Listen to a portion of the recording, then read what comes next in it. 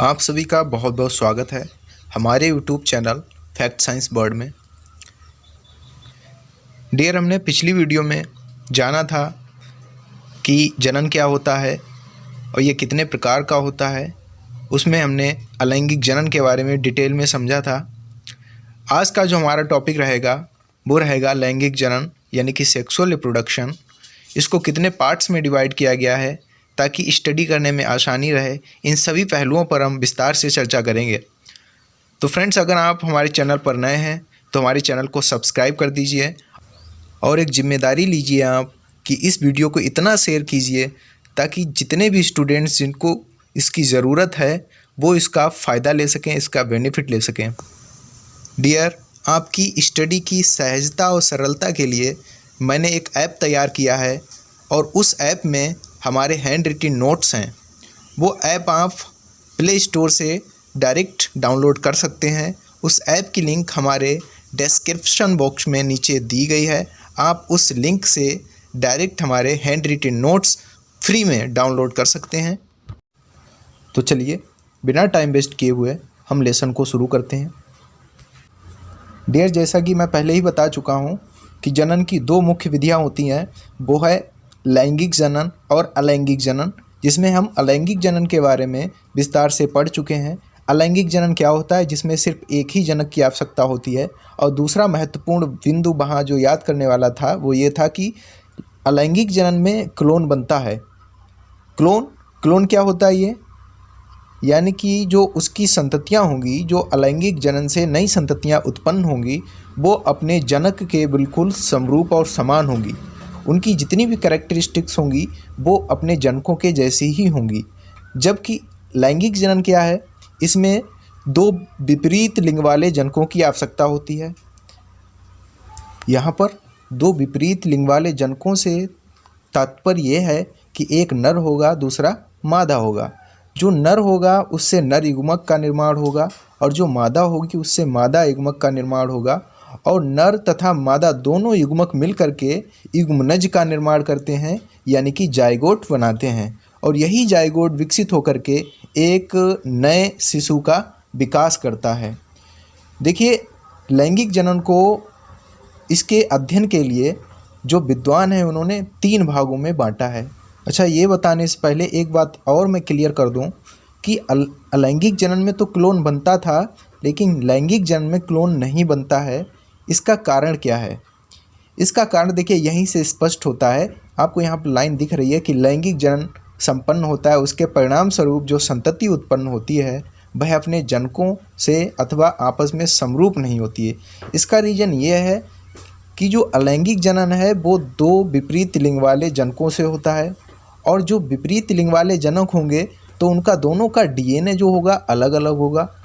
और दोनों के युग्मक यानी कि गैमेट्स जब आपस में मिलेंगे तो दोनों के डीएनए अलग अलग होंगे और दोनों के डीएनए आपस में संलयित होंगे। तो यानी कि सीधी सी बात ये हो गई, जब डीएनए अलग अलग होंगे और उनका संलयन होगा, वो दोनों मिलेंगे तो वहाँ से वेरिएशंस तो आएंगे ही, यानी कि वहाँ पर विभिन्नताएं आ जाएंगी। तो जो नई संतति होगी, जो ऑफस्प्रिंग्स होंगे, वो अपने पेरेंट्स से, वो अपने जनकों से बिल्कुल अलग होंगे। वो वेरिएशंस कहाँ से आए? वो वेरिएशंस आए दोनों पेरेंट्स से। और जबकि अलैंगिक जनन में क्या था, अलैंगिक जनन में केवल एक पेरेंट था, तो वहाँ पर सिर्फ एक ही पेरेंट का जेनेटिक मटेरियल इनहेरिटेड होता था, आता था, इसीलिए वहाँ पर क्लोन बनते थे। और लैंगिक जनन में क्लोन नहीं बनेंगे। क्यों नहीं बनेंगे, इसका रीज़न आप समझ गए होंगे। देखिए डियर, यहाँ पर आप पढ़ सकते हैं, लिखा हुआ है कि लैंगिक जनन अलैंगिक जनन की तुलना में एक विस्तृत, जटिल तथा धीमी प्रक्रिया है। देखिए, यहाँ से एक पॉइंट और निकल के आ गया। अगर आपसे क्वेश्चन पूछा जाता है कि लैंगिक और अलैंगिक जनन में अंतर क्या है, तो सबसे पहला पॉइंट आपका यही होगा, इनकी दोनों की डेफिनेशन लिखोगे। भाई, लैंगिक जनन क्या है, अलैंगिक जनन क्या है, यानी कि उसमें 1 पेरेंट का इन्वॉल्वमेंट होता है और लैंगिक जनन में 2 पेरेंट्स का इन्वॉल्वमेंट होता है। पहला पॉइंट तो ये हो गया। दूसरा पॉइंट आप लिखेंगे कि अलैंगिक जनन लैंगिक जनन की तुलना में तीव्र प्रक्रिया है, जबकि लैंगिक जनन बहुत ही विस्तृत, जटिल और धीमी प्रक्रिया है। ये दूसरा पॉइंट हो जाएगा इनके कंपैरेटिव एनालिसिस की पॉइंट ऑफ व्यू से अगर बात करें तो। आई होप कि आप समझ चुके होंगे कि लैंगिक जनन की परिभाषा क्या है और ये इसमें क्लोन क्यों नहीं बनता है। देखिए यहाँ से इतनी ही बातें कवर अप कर ली आपने अगर, तो समझो काम हो गया। इसके बाद पॉइंट आता है किशोर अवस्था की प्रावस्था। देखिए किशोर अवस्था की प्रावस्था से क्या तात्पर्य है। सभी सजीव अपने जीवन काल में वृद्धि करते हैं और वृद्धि करने के बाद वह एक ऐसी निश्चित स्टेज पे पहुंच जाते हैं, एक ऐसे टाइम पीरियड पर पहुंच जाते हैं जिसके बाद ही वह जनन करने में सक्षम हो पाते हैं, समर्थ हो पाते हैं। तो इसी जब वह जीव मैच्योर हो जाता है, उसके अंदर मैच्योरिटी आ जाती है, परिपक्व हो जाता है, तो इसी अवस्था को नाम दिया गया है दोस्तों किशोर अवस्था की प्रावस्था। यहाँ पर डेफिनेशन लिखी हुई है। सभी जीव अपने जीवन में वृद्धि की एक निश्चित अवस्था एवं परिपक्वता तक पहुँचते हैं, इसके बाद ही लैंगिक जनन कर सकते हैं। यह वृद्धि की अवस्था ही किशोर अवस्था की प्रावस्था कहलाती है। और ये जो लाइफ की स्टेज होती है सभी जीवों में अलग अलग समय पर आती है। क्यों आती है? क्योंकि सभी जीवों का जीवन काल अलग अलग होता है। देखिए औसतन एक डॉग की जो एज है वो 16 से 25 वर्ष तक ही होती है, तो उसके अंदर जो ये मैच्योरिटी आएगी, किशोरावस्था की प्रावस्था आएगी, वो पहले आ जाएगी। जबकि एक ह्यूमन 60 to 100 ईयर्स तक जी सकता है। तो इसमें क्या होता है, ये 12 से 13 साल की उम्र में यह अवस्था आती है। डियर, आई होप कि आपको कॉन्सेप्ट समझ में आ गया होगा। तो चलिए अब आगे बढ़ते हैं। देखिए चीज़ें समझ में आएंगी, आप ध्यान से समझिए तो एक बार, आप अटेंटिवली होकर के बात को समझिए तो बिल्कुल समझ में आएगा। बस आपको रिवीजन करते रहना है, प्रैक्टिस करते रहना है।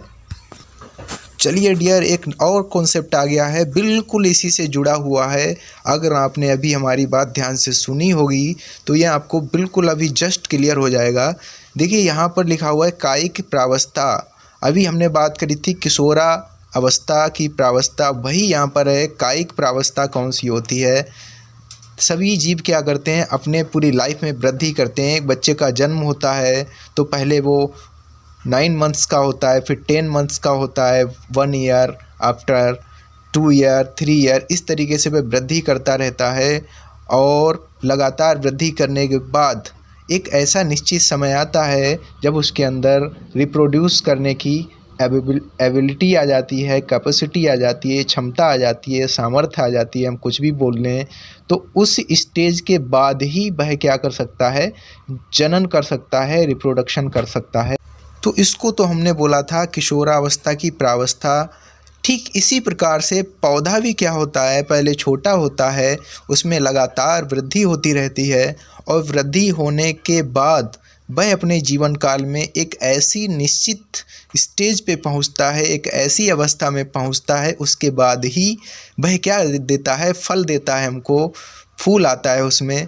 तो उस स्टेज को ही कायिक प्रावस्था नाम दिया गया है। बस अंतर सिर्फ इतना है कि इसी चीज़ को जीवों में यानी कि ह्यूमन में, एनिमल्स में इसको किशोर प्रावस्था नाम दे दिया गया, जबकि पादपों के केस में इसको कायिक प्रावस्था बोला गया है। सिर्फ टर्म्स बदले हैं लेकिन डेफिनेशन दोनों की सेम है। इस बात को आप अपने जेहन में बैठा लीजिए। इसके बाद डियर हमारा पॉइंट आता है मौसमी प्रजनक। चलिए इसको एक बार मैं रीडिंग करके सुना देता हूँ आपको, ताकि आपको अच्छे से क्लियर हो जाए।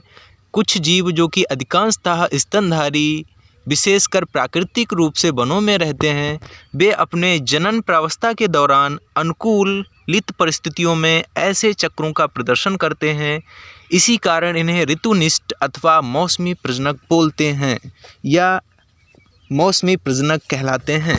कि यहाँ पर मैं आपको क्लियर कर दूँ, एक टर्म आया हुआ स्तनधारी। तो आप जानते हैं कि स्तनधारी जीव जंतु वे जीव जंतु होते हैं जो अपने ऑफ स्प्रिंग्स को, अपने न्यू बोर्न को जो स्तनपान कराते हैं, जिसमें मनुष्य है, बंदर है, कपी इत्यादि आते हैं। ये सभी जीव साल के एक विशेष परिस्थिति में एक विशेष मौसम में अपने अंदर कुछ परिवर्तनों को प्रदर्शित करते हैं। ये जो परिवर्तन होते हैं उन परिवर्तनों को एक विशेष नाम दिया गया है, जैसे कि आर्तो चक्र में परिवर्तन। ये आर्तो चक्र क्या होता है?